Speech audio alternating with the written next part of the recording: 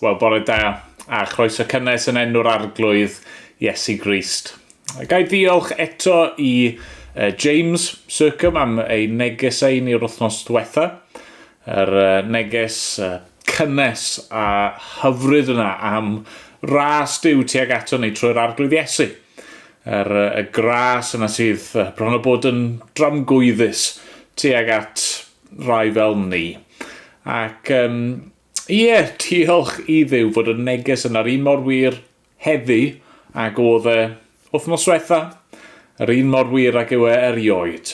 Fod yr arglwydd yn ein derbyn ni, nid ar sail ein gweithredoedd ni, nid ar sail ein bywydau a'n cyfiawnder ni, ond ar sail cyfiawnder Crist.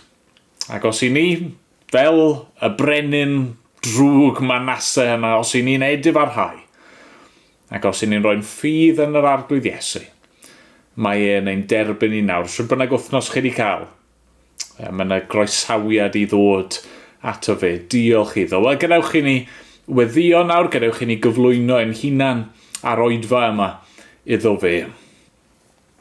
Arglwydd ni'n diolch i ti am yr efengil hyfryd yma. Efengil gras. Dy fod ti wedi'n caru ni. Dy fod ti yn ein hachub ni. Dy fod ti wedi trefnu ffordd i rai fel ni i ddod beth bynnag yw ein cefndir, beth bynnag yw ein hanes. Faint bynnag i ni wedi gwrthryfela a dy wrthod i yn y gorffennol i ni'n gallu troi ato ti a dod a cael derbyniad ac arglwydd i hei ni yn diolch fod hynny'n dal i fod yn wir heddi. Arglwydd falle bod ni wedi cael wythnos anodd. Falle bod ni wedi siomi ein hunan a siomi'r bobl yn cwmpas ni. Wedi dy siomi di o Dduw. Falle bod ni wedi dechrau'r hanner tymor newydd yma yn meddwl bod pethau'n mynd i newid ac eto di syrthio'n syth yn ôl i hen batrymau ac hen arferion gwael. Arglwydd, helpa ni nawr i droi unwaith yn ragor ato ti, i daflu'n hunan o flan di a dibynnu'n llwyr ar dy ras di. Arglwydd, i ni yn cyflwyno yn hunan i ti, bob un, beth bynnag yw'n sefyllfa ni. Wrth i'r hanner tymor yma fynd yn ei flan ni'n gweddio dros yr plant yn ein plith, wedi dychwelyd i'r ysgol a rai falle'n gwynebu profion neu cyfnod o asesiadau. Ni'n gweddio bydd ydi yn agos ac yn gysur. Arglwydd ni'n gweddio dros yr athrawon, yr rheini sy'n gweithio myd addysg, yr rheini sydd yn gweithio yn maes iechyd, a arglwydd pob un sydd efallai yn gweld yr wythnosau sydd o'i blaenau nhw fel rai heriol. Ni'n gweddio dros yr rheini sydd efallai'r wythnos yma di derbyn newyddion trist neu anodd, ac arglwydd sydd yn teimlo i meddwl nhw a'i calon nhw yn aniddig o'i mewn nhw. Arglwydd, bydd yn agos. Bydd yn agos ato ni nawr wrth i ni dyfolu di arglwydd a wneud di helpu ni i weld dy fawredd di a dy ysblander di, helpa ni dy garu di a dy fwynhau di ac i lawenhau yno ti. Ac arglwydd, dere, bydd yn agos ato ni siarad â ni nawr. Amen bod ni'n dod yn enw ac yn heiddiant yr arglwydd Iesu Grist. Amen. Amen. Nawn ni ganu emyn gyda'n gilydd.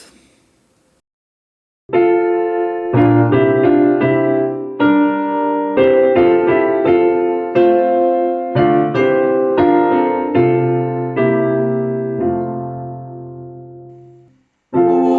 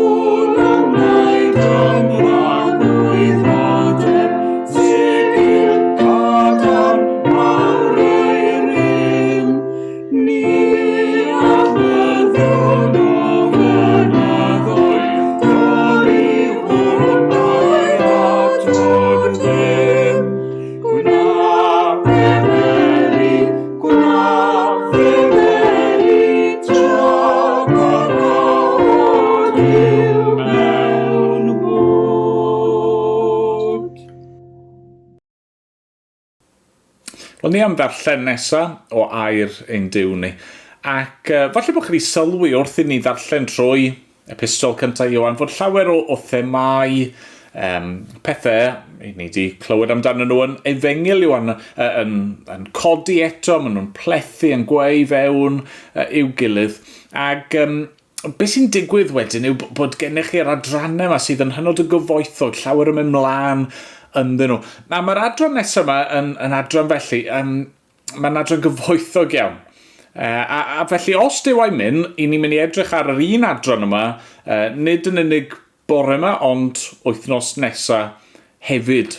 Ond na i ddarllen am nawr, 1 Ioan pennod 2, ac adnod 28 ymlaen i bennod 3 adnod 10. Gadewch ni wrando ar air ein Duw ni gyda'n gilydd.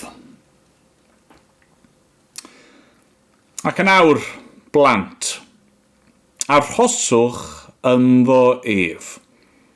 Mwyn i ni, pan fydd ef yn ymddangos, gael hyder a bod heb gywilydd arnom ger ei fron ef ar ei ddyfodiad.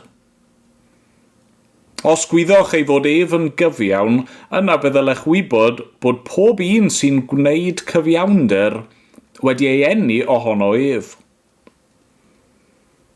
Gwelwch pa fath gariad y mae'r tad wedi ei ddangos tuag atom. Cawsom ein galw yn blant Duw. A dyna ydym.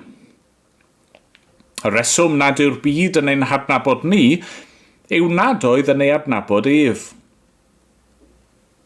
Gyfeillion annwyl, yn awr yr ydym yn blant Duw, ac nid amlygwyd eto beth a fyddwn. Yr ydym yn gwybod pan fydd ef yn ymddangos y byddwn yn debyg iddo, oherwydd cawn ei weld ef fel y mae. Ac mae pob un y mae'r gobaith hwn ganddo yn ei buro ei hun, fel y mae Crist yn bir. Mae pob un sy'n cyflawni pechod yn gwneud anghyfraith hefyd. Anghyfraith yw pechod. Yr ydych yn gwybod bod Crist wedi ymddangos mwyn cymryd ymaith bechodau. Ac ynddo ef, nid oes pechod. Nid oes neb sy'n aros ynddo ef yn pechu.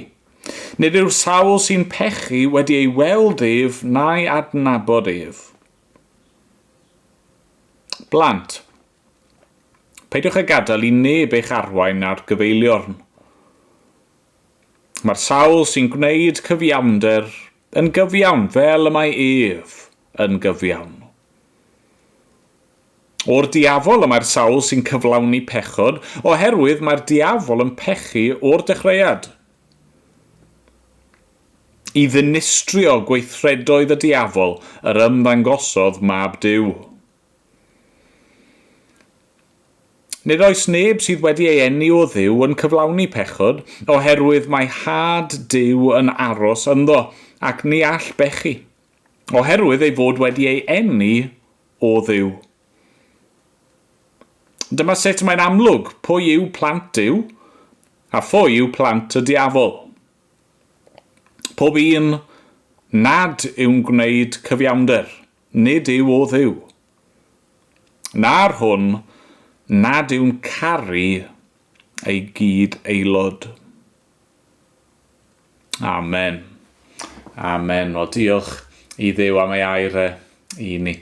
Ni'n mynd i gael stori nesaf i'r plant.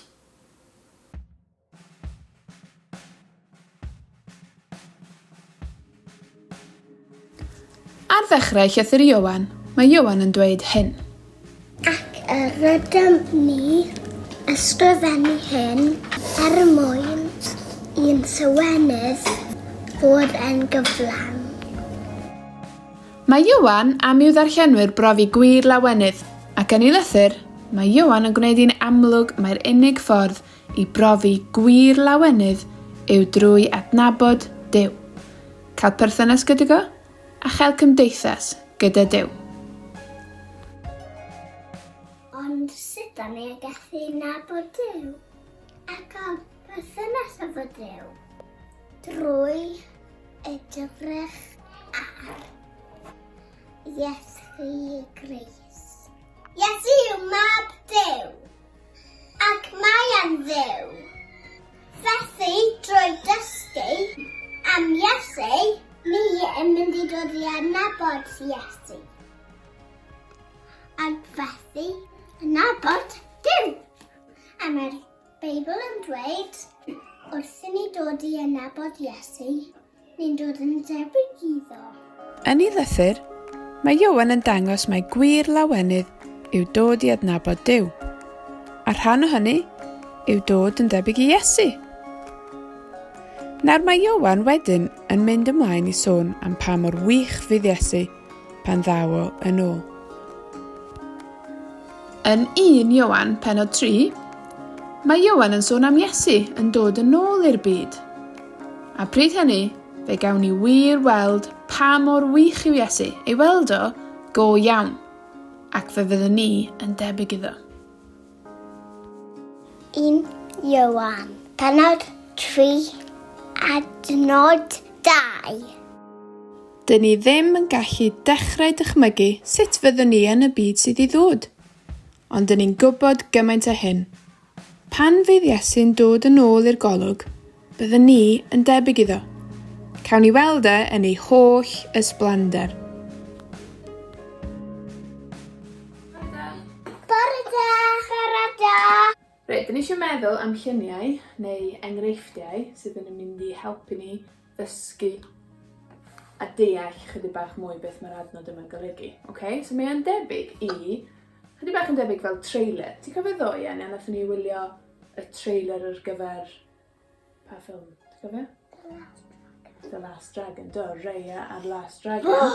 Oedd o'n gyffroes? Oedd o'n dda? A oedden ni'n gallu gweld y dragon? Ie? Ond, ti'n mynd bach o'r ffilm oedd hwnna, ynddo?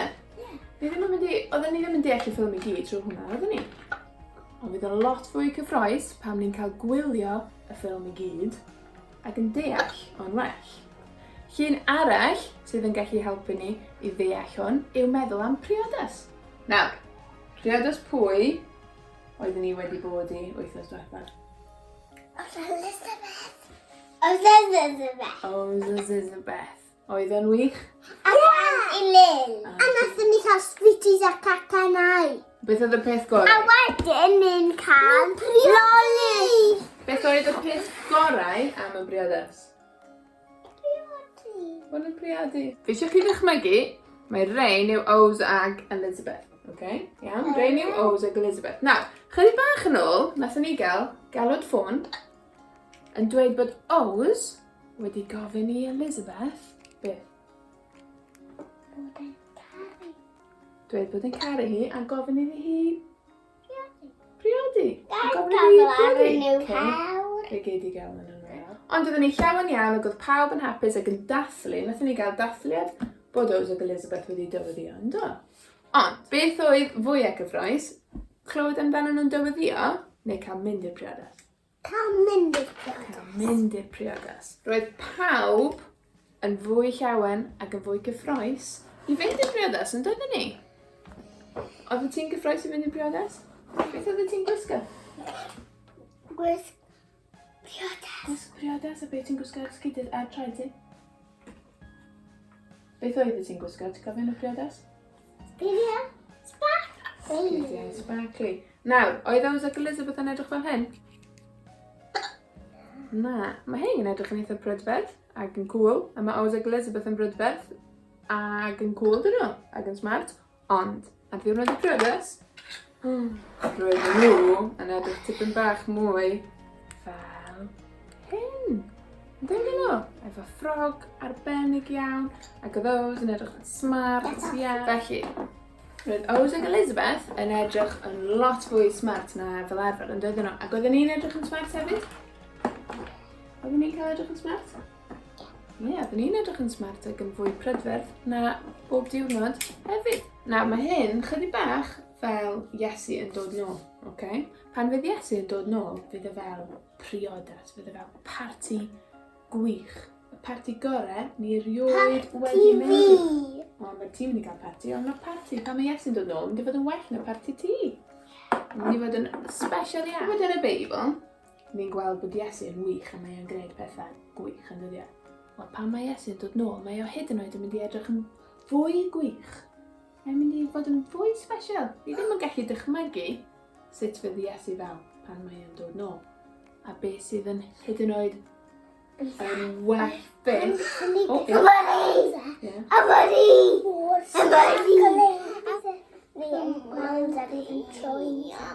Ti'n iawn fyddwn ni yn debyg i Iesu pan mae Iesu'n dod nôl? Yes! I ddod yn ôl ni, a pan fydd yn cael parti mawr yn y nefoedd, fydd e'n gwneud ni yn debyg i Iesu. Ni'n cael parti mawr. Byddwn ni'n cael dillad special. Falle wir. Ond mae hwnna yn rhywbeth i fod yn hynod o gyffroesam ac i fod yn llawen iawn dros. Okay. Ar hyn o bryd, yn y dydd dyn ni'n byw ynddi, dyn ni wedi clywed am y dyweddio. Dyn ni wedi gweld y trailer. Dyn ni wedi clywed am Iesu, ni'n darllen amdano yn y Beibl ac yn dod i'w adnabod, ond dyn ni'n gallu edrych ymlaen at y briodas, at y ffilm cyfan, lle fyddwn ni'n gallu deall a gweld pwy yw Iesu go iawn. A fydd yn dod nôl a fyddwn ni'n gallu cael parti gorau erioed, gwell na unrhyw parti ni'n gallu dychmygu. A mae hwnna yn swnio fel rhywbeth i fod yn llawen iawn amdano.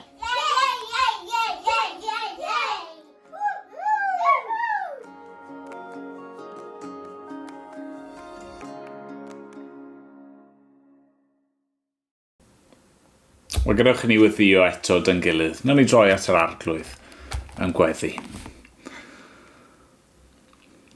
O Dduw ein tad i ni'n diolch i ti unwaith eto am dy air di, yn diolch am yr hyn rydyn ni'n ei glywed yma am yr arglwydd Iesu Grist. Yn diolch am yr hyn mae e wedi i gyflawni ar ein rhan ni. Ac yn diolch hefyd am yr hyn sydd yng nghadw ar ein cyfer ni pan bydd e yn dychwelyd. O arglwydd, pan edrychon ni ychydig wythnosau nôl ar yr thema na o'r anghrist a'r anghristiau, bobl hynny sydd yn ceisio arwain dy bobl ar gyfeilion a sydd yn dysgu pethau anghywir a sydd yn gweithio yn dy erbyn di, sydd yn dy wrthwynebu di arglwydd. Pan ni'n darllen pethau fel hyn, ni'n gallu brawychu. Mae'r gelyn i weld mor gryf yn aml iawn. Mae Satan, yr un drwg, a'i ddilynwyr a y byd yma sydd yn elyniaethus i ti ac i hyd yn oed y pechod sydd yn tal i fod yno ni arglwydd. Mae'r cwbl i weld mor rymus. Ac arglwydd i ni yn aml yn gallu anobeithio, yn gallu digaloni. Ond dad, i ni'n diolch bod ni'n cael yn atgoffa nawr o'r hyn mae Crist wedi wneud ac yn cael yn atgoffa hefyd o'r hyn sydd i ddod, yr hyn sydd yn disgwyl amdano ni. Pan bydd Crist yn ymddangos yr eildro ac o arglwydd. Ni'n gofyn ei di'n helpu ni fel dy bobl i lenwi'n meddyliau ni ar pethau hyn. Ac yn ei di'n helpu ni fyfyrio ar dy air di. Neu di'n helpu ni i fod yn bobl gweddigar. Neu di'n helpu ni wrth i ni gadw'n golwg ar yr arglwydd Iesu ac aros ynddo fe. Arglwydd, neu di'n defnyddio ni. Defnyddio ni fel halen a goleuni yn y byd yma. Defnyddio ni mwyn gogoneddu dy enw di a dangos dy nerth di. Ac helpa ni, defnyddio ni i wasanaethu ac i garu y bobl o'n cwmpas ni arglwydd. mwyn I ni allu dangos bod ni'n ddisgyblion I Iesu, pwyntio pobl ato fe, pwyntio pobl at y ffaith fod na rhywbeth gwell, rhywbeth mwy na'r byd yma I bethau, fod na dragwyddoldeb gyda thi. Arglwydd, helpa ni yn y pethau hyn os gweli di fod yn dda. Dad ni yn cyffesu mae rhannau o lythyr Iwan sydd mor gyfoethog, mae yna gymaint yma ac arglwydd I ni weithiau yn stryglo I gadw'r pethau mae I gyd yn ein meddwl yn teimlo bod ni pryn yn crafu'r wyneb. Arglwydd ni wedi helpu ni trwy dy ysbryd glân di yn awr I wrando ac I gredu ac I ei weld a llyged ein calon dy fod ti o Dduw yn rhagori ar bob dim. Arglwydd, helpa ni felly, os gweli di fod yn dda, bydd gyda ni. Amen bod ni'n gofyn yn enw ac yn heiddiant yr arglwydd Iesu Grist. Amen. Amen. Wel, nawr ni ganu unwaith eto dyn gilydd cyn bod ni'n troi at air Duw.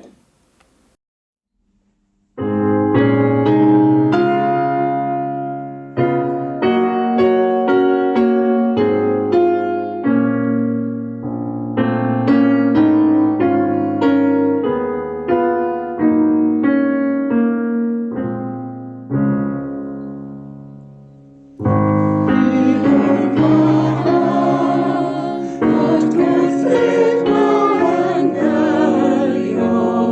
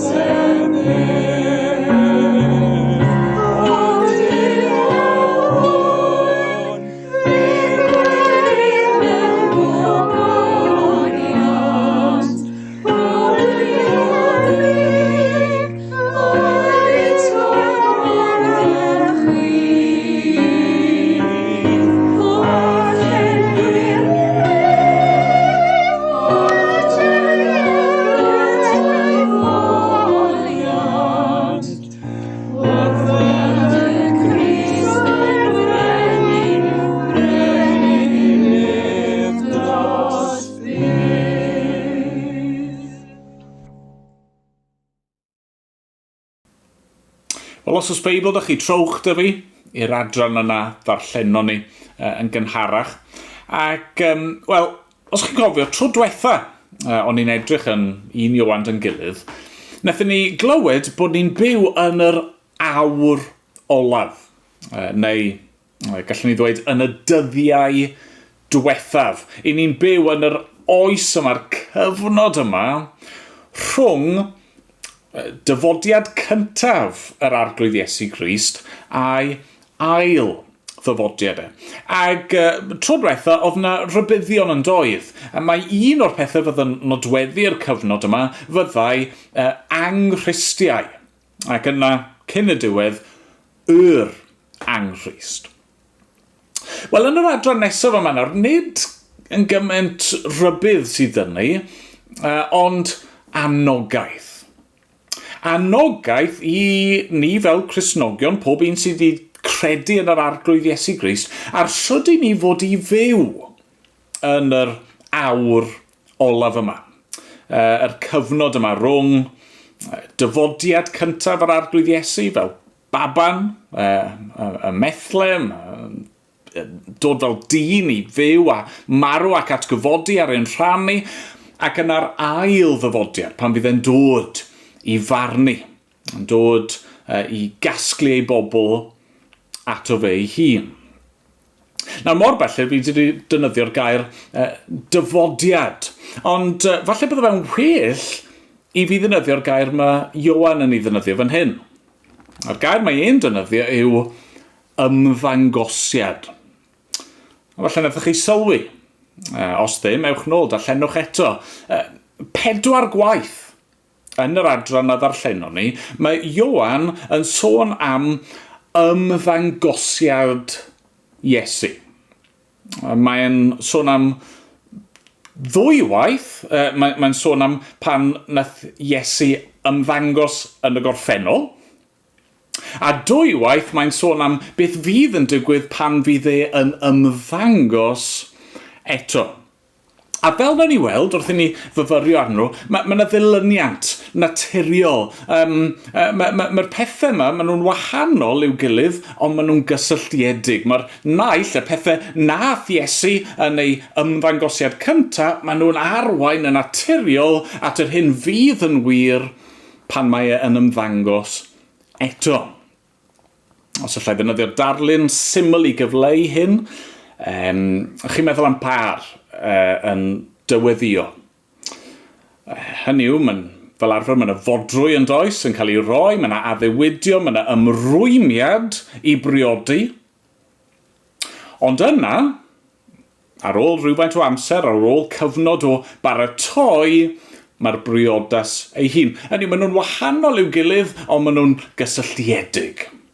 Neu, darlun bach yn fwy silly, os oes rhywun yn gwneud cacen, falle bod chi wedi cael y profiad yna o llyfr fowlen. Hynny, mae'r gymysgedd yna, chi'n llyfr fowlen, a mae'n hyfryd, mae'n flasus yn dyddi, ond yna, chi'n gorfod aros, mae'n y gyfnod lle mae'r gacen yn cael ei phobi cyn bod chi'n gallu mwynhau yr cyflawniad fel petai. Felly, be fi eisiau ni wneud, jyst i edrych ar yr 2 beth yma. Y ffaith bod Crist wedi ymddangos unwaith, a meddwl am be nath pryd hynny. Yna meddwl am y ffaith bod yn mynd i ymddangos eto un dydd, ac holi, wel, beth os yn ymateb ni fod wrth feddwl am y pethau hyn. Felly'n gyntaf, mae Crist wedi ymddangos. Mae wedi ymddangos. A gweud y gwir, cyn i ni feddwl beth yn union nath ymddangos i'w wneud, mae'r ffaith fod Ioan jyst yn defnyddio'r gair yna'n drawiadol, yn dydi? Hynny yw, pan ddaeth Iesu i'r byd, roedd yn ymddangos. Ei ymddangosiad. A be mae hynny'n gyfleu wrth gwrs, yw rhywbeth ni'n gweld yn gyson, ond mae jyst eisiau pwysleisio fe, sef bod Iesu ddim wedi, mae'n un ystyr dechrau bodoli pan gafodd ei eni.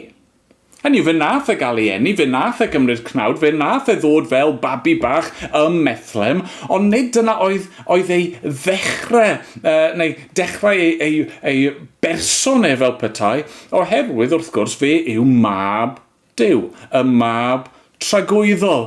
Pan ddath Iesu, roedd e yn ymddangos, roedd e yn datguddio pwy yw ers tragwyddoldeb. Ond mae Ioan yn sôn am bethau penodol mae wedi ymddangos i'w gwneud. Yn gyntaf, edrychwch ar adnod 5. Rydych yn gwybod bod Crist wedi ymddangos mwyn cymryd ymaith bechodau. Mae Ioan yn dweud, dyma pam y daeth yr arglwydd Iesu Grist. Dyma pam yr anfonwyd yr arglwydd Iesu Grist. Dyma pam wnaeth e ymddangos yn y byd, mewn hanes, person go iawn, mwyn cymryd ymaith bechodau. Oedd e'n pechod ni fel baich trwm ar ein ysgwyddau ni. Mae wedi dod i gymryd hynny ffwrdd.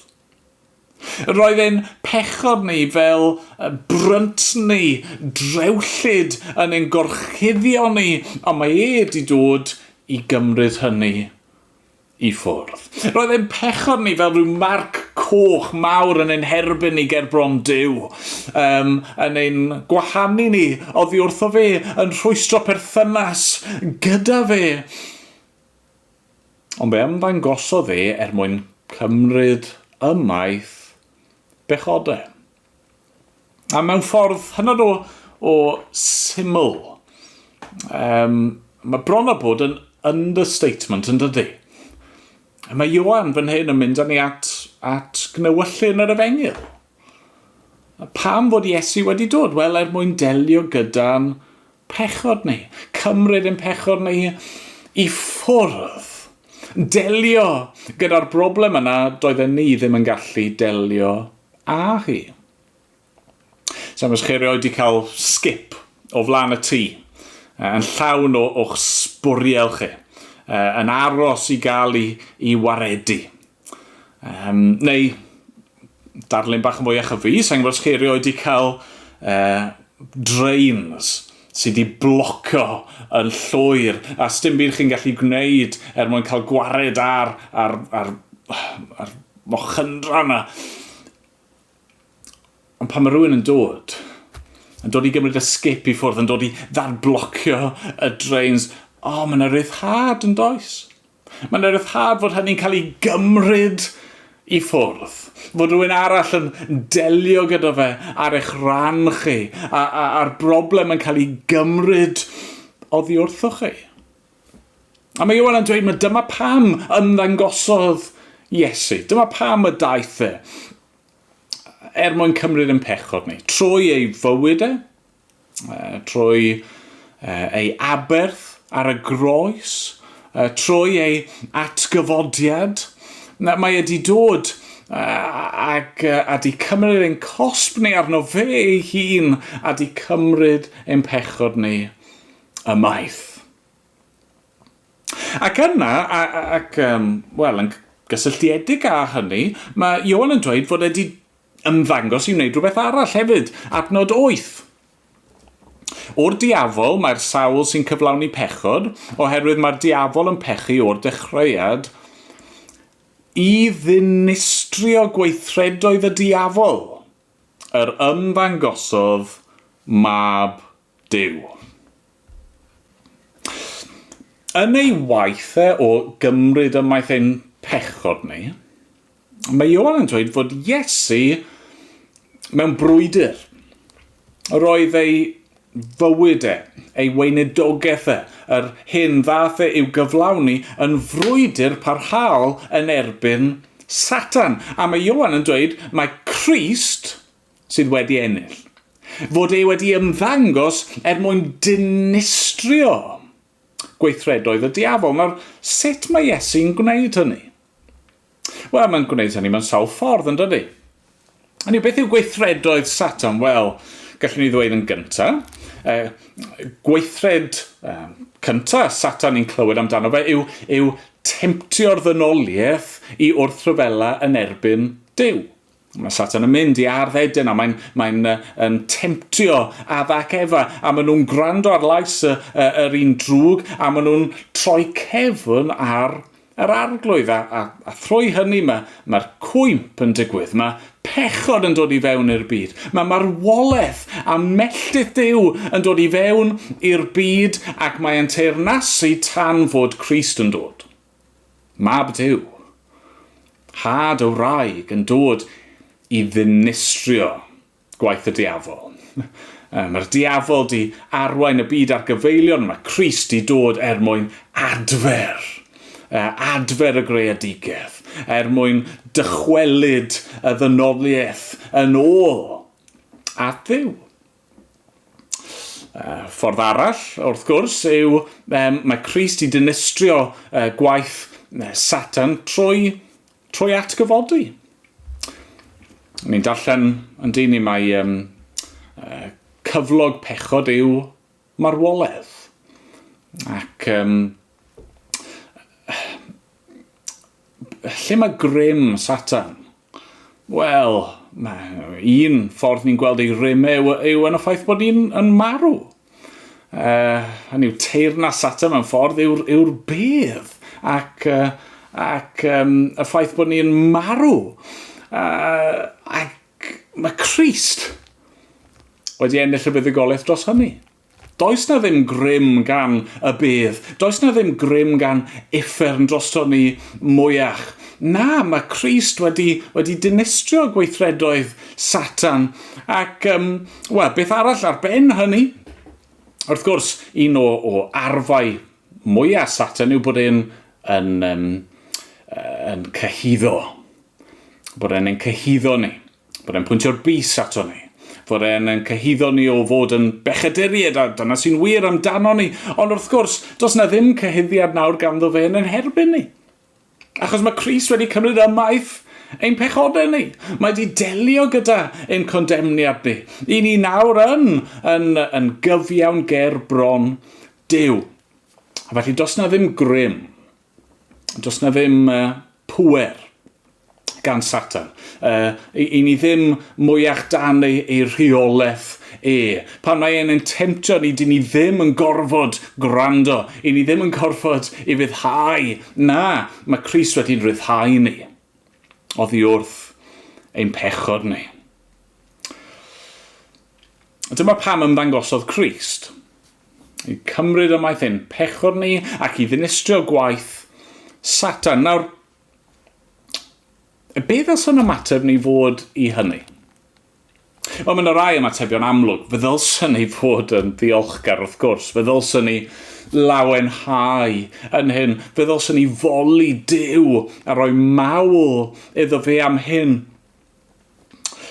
Ond be mae Ioan yn pwysleisio yw y dylsyn ni ar sail hyn ymroi i sancteiddrwydd.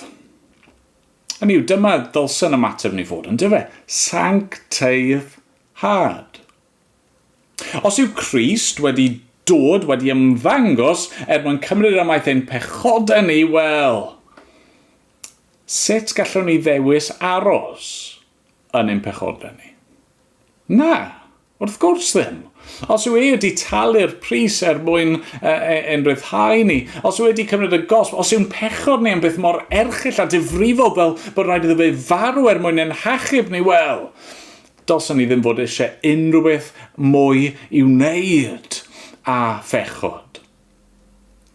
Ac, os yw Crist wedi dinistrio gwaith yr un drwg, yna wrth gwrs dylsyn ni nawr fwynhau y rhyddid mae e wedi ennill i ni.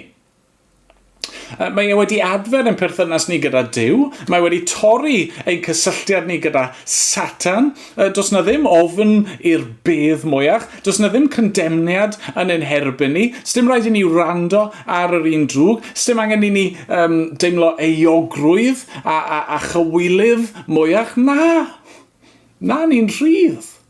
I ni ddim yn blant i Satan mwyach, ond yn blant i Dduw, a mae eisiau ni fyw fel hynny. Ac os Duw a'i mynd, o'n i feddwl mwy am y darlun yna wythnos nesaf. Ond am nawr, sancteiddad. Sancteiddad. Achos bod Crist wedi ymddangos, fe ddylsyn ni fod yn sanctaidd yn ein bywydau ni. Ond yna, mae Ioan hefyd yn yr adran yma yn sôn am y dyfodol. Mae'n sôn yn dydi am y dydd hwnnw pan bydd Crist yn ymddangos eto. Ac unwaith eto, mae'n sôn am ddau beth fydd yn wir yn y dydd hwnnw. Pennod 2 adnod 28. Ac yn awr blant, arhoswch ynddo ef, mwyn i ni pan fydd ef yn ymddangos, gael hyder a bod heb gwylydd arnom ger ei fron ef ar ei ddyfodiad. Mi yw am yn hyn yn dweud fod Crist yn mynd i ymddangos eto. Mae e'n mynd i ddyfod eto. Ac beth sy'n amlwg yw fod Iesu mynd i ddod i farnu. Mae'n mynd i ddod fel barnwr. Mae'n ni'n galw ni i gyfrif. Ac wrth gwrs, gallen ni ddarllen hynny, ac galle'r syniad o Crist yn ymddangos gyda'i angylion, yn ymddangos mewn nerth, galle hynny per i dychryn i ni. Ond na, be mae Ioan eisiau ni brofi yw hyder digywilydd. Ac mae hynny'n gwneud synwyr yn dydy. Os ydyn ni wedi profi y pethau ni wedi sôn amdano nhw eisoes, os ydyn ni yn glynu wrth yr arglwydd Iesu Grist, wel, wrth gwrs, pan mae e'n ymddangos, fe fyddwn ni yn gallu bod yn hyderus. Pan mae e'n ymddangos eto, bydd dim angen i ni i gywilyddio. Byddwn ni'n gallu bod yn hyderus nid yno ni'n hunan, ond hyderus ynddo fe. Nid efo balchder yno ni'n hunan a'n hymddygiad ni, ond oherwydd fod wedi cymryd ymaith ein pechod. Chymod, nath Iesu rybuddio, mae nid hyder digywilydd fydd profiad llawer o bobl. Dwedodd Iesu, i'r rhai pan fydd yn ymddangos, fe bydden nhw yn galw allan ar y mynyddoedd a'r bryniau i'w cuddio nhw, i gwmpar i pen nhw. Yn ei bydd y well dyn nhw bod mynydd yn cwmpar i pen na bod rhaid iddyn nhw wynebu Iesu, gwynebu ei farnau. Ond be mae Ioan yn dweud fan hyn yw bod y ffordd i ni sydd wedi'n rhyddhau o'n pechod, ni sydd wedi'n rhyddhau o rwymau Satan, i ni wrth aros yn agos ato fe, ac wrth ei ddilyn ac wrth fyw yn sanctaidd, i ni ar y dydd hwnnw yn gallu sefyll yn hyderus a digwylydd ger ei fronau. Ond yna, mae Ioan yn sôn am un peth arall fydd yn digwydd ar ei ymddangosiad. A fan hyn, fi'n credu ni'n dod at rhai o eiriau mwyaf hyfryd yr ysgrythur i gyd. Drychwch ar pennod 3 adnod 2. Gyfeillio'n annwyl. Yn awr yr ydym yn blant Duw, ac nid ymlygwyd eto beth a fyddwn. Yr ydym yn gwybod pan fydd ef yn ymddangos a byddwn yn debyg iddo. Oherwydd cawn ei weld ef fel y mae. Mae Ioan yn dweud rhywbeth trawiadol iawn fan hyn, yn dydi? Pan wnaeth Iesu ymddangos y tro cyntaf, fe ddaeth yn debyg i ni. Yn debyg i ni ym mhob ffordd heblaw fod e'n ddibechod. Ond pan fydd e yn ymddangos eto, y tro yma, nid fe fydd yn dod yn debyg i ni, ond ni fydd yn dod yn debyg iddo fe. Byddwn ni'n cael ei weld a byddwn ni sydd yn gynyddol wedi dod yn fwy tebyg iddo fe ar hyd ein hoes wrth i ni ei ddilyn yn nerth yr ysbryd glân yn y foment yna ar ei ymddangosiad byddwn ni yn cael ein trawsnewid a byddwn ni'n cael bod yn debyg iddo fe. Mae chydig o ddirgelwch yn y geiriau yma, yn does. A falle rhywbeth fydd yn helpu ni yw troi at roi o i'r Hen Testament.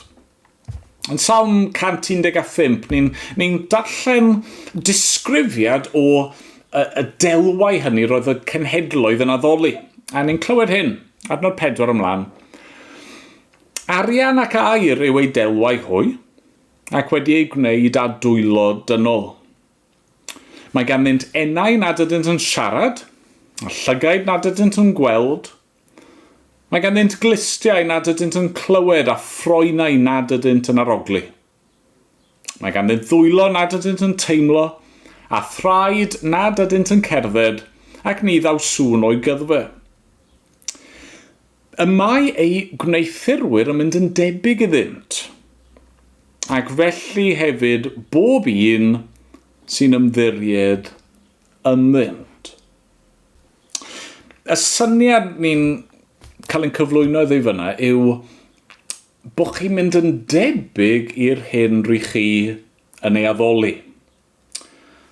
Oedd y cenhedloedd yma'n addoli ei lunod byddar a dall a disynwyr. Ac wrth wneud hynny, wel o'n nhw eu hunan fel petai mynd yn debyg i'r hyn rwy nhw yn ei addoli.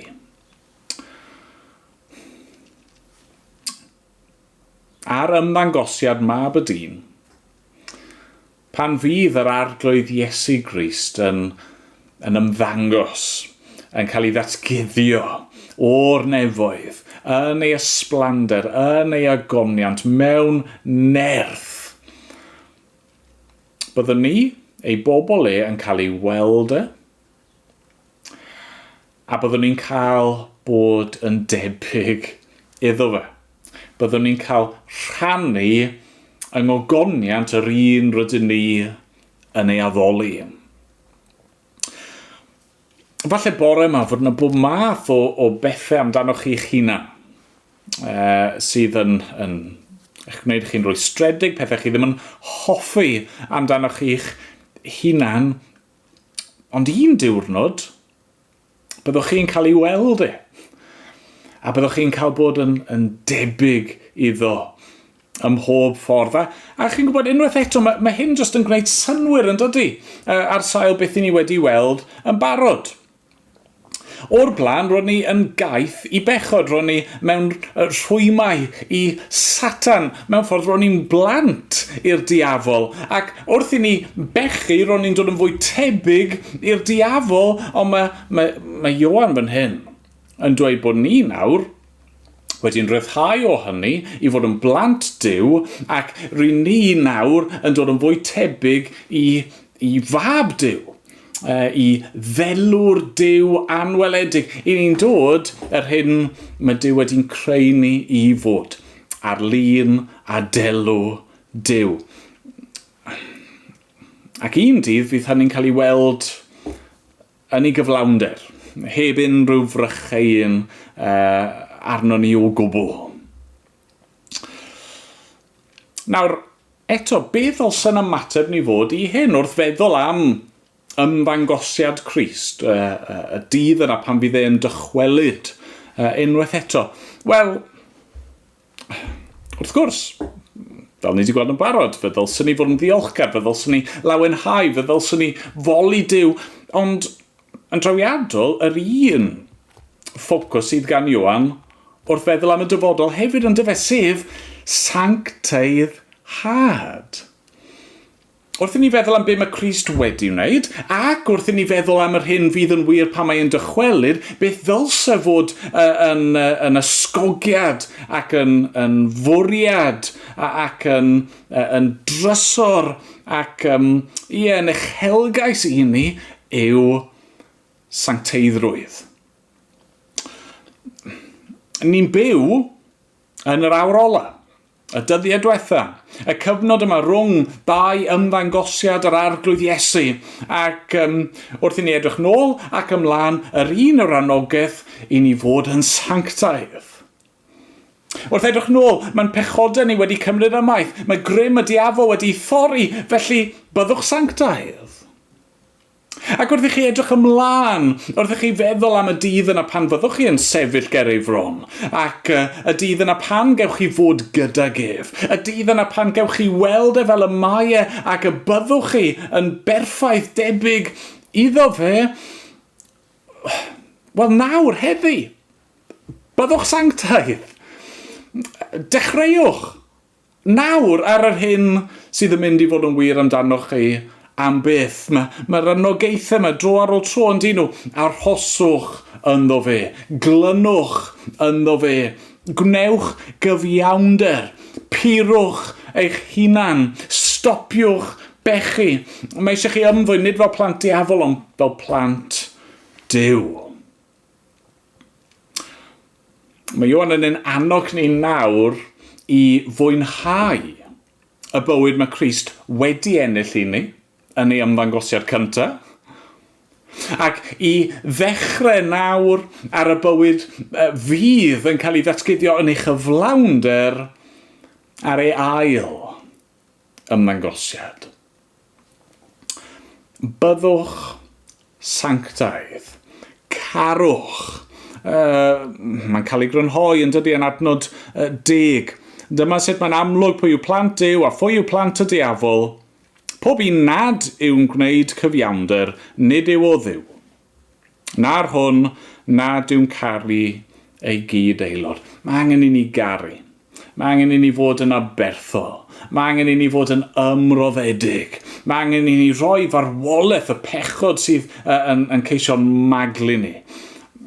Mae angen i ni fyw yn llwyr i'r arglwydd. A bydd y byd ddim yn deall hynny. Bydd y byd ddim yn derbyn ni am hynny.